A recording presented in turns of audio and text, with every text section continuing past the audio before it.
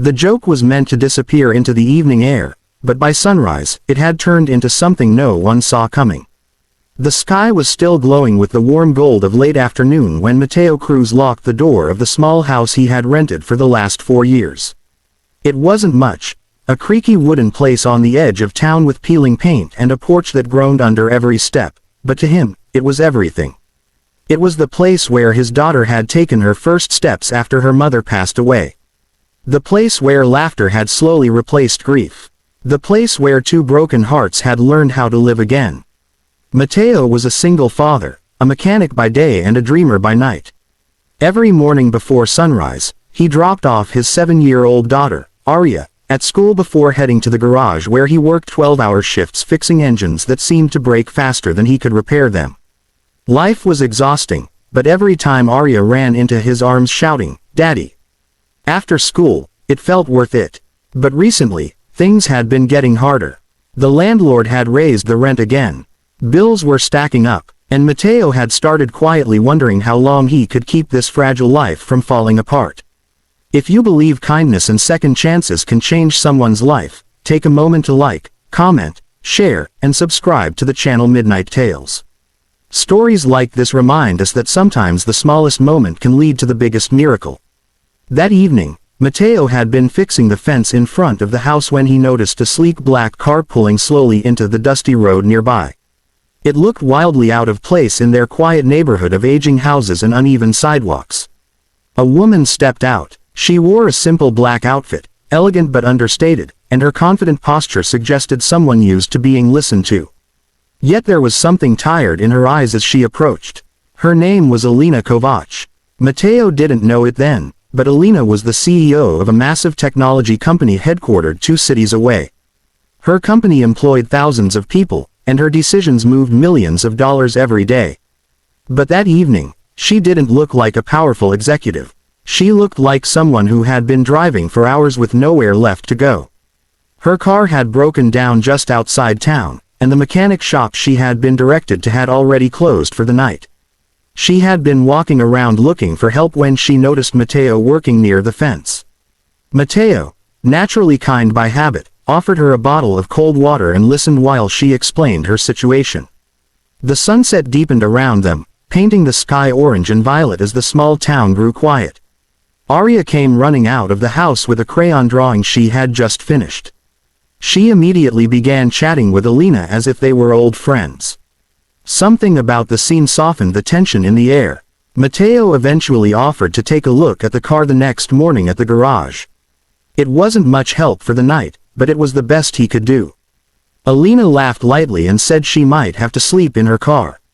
Mateo scratched the back of his neck awkwardly. The words that came next were meant as nothing more than a harmless joke. He smiled and said she could just move in. It was the kind of joke people say when they don't know what else to say. They all laughed. Alina thanked him, found a small motel in town, and the evening ended like any other ordinary night. Or so Mateo thought. The next morning, before the sun had even fully risen, Mateo stepped outside with his coffee. And froze. The same sleek black car was parked directly in front of his house. Standing beside it was Alina. But she wasn't alone. 2 moving trucks were parked behind her. Mateo blinked several times, convinced he was still half asleep. Then Alina smiled. She explained calmly that she had been thinking about their conversation all night.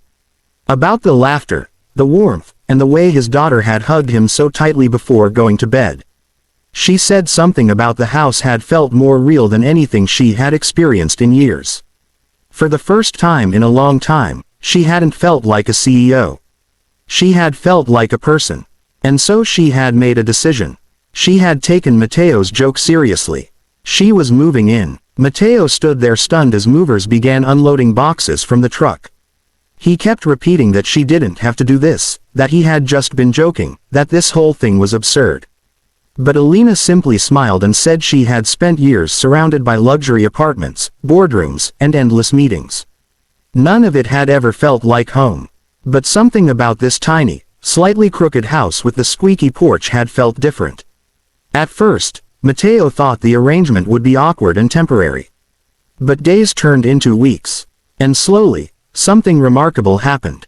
Arya adored Alina, who turned out to be surprisingly playful and patient despite running a massive corporation. She helped Arya with homework, taught her how to bake cookies, and even attended her school art show. Matteo, meanwhile, found himself talking to Alina late into the night on the porch. They spoke about loss, responsibility, and the strange ways life sometimes reroutes people when they least expect it. Alina began spending less time in boardrooms and more time in the quiet town.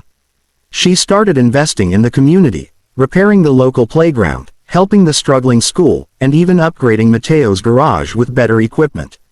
But the biggest change wasn't the money. It was the sense of belonging that slowly filled the house. For years, Matteo had believed he was barely keeping his life together. Now, somehow, his small act of kindness had created something much bigger than he ever imagined. Months later, when Matteo finally asked Alina why she had really stayed, she admitted the truth. That night on the porch had been the first time someone had treated her like a normal person instead of a title. The joke about moving in hadn't sounded ridiculous. It had sounded like an invitation to a life she didn't know she needed. Before the story ends, we have a special request.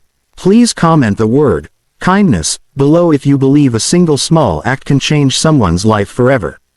Because sometimes the biggest turning points in life start with something as simple as a joke shared at sunset. And if this story touched your heart even a little, please take a moment to like, comment, and share the video so more people can hear it. You never know who might need a reminder that kindness still exists in this world. Because the truth is, Matteo thought he had been offering a joke. But what he had really offered was a home, heart,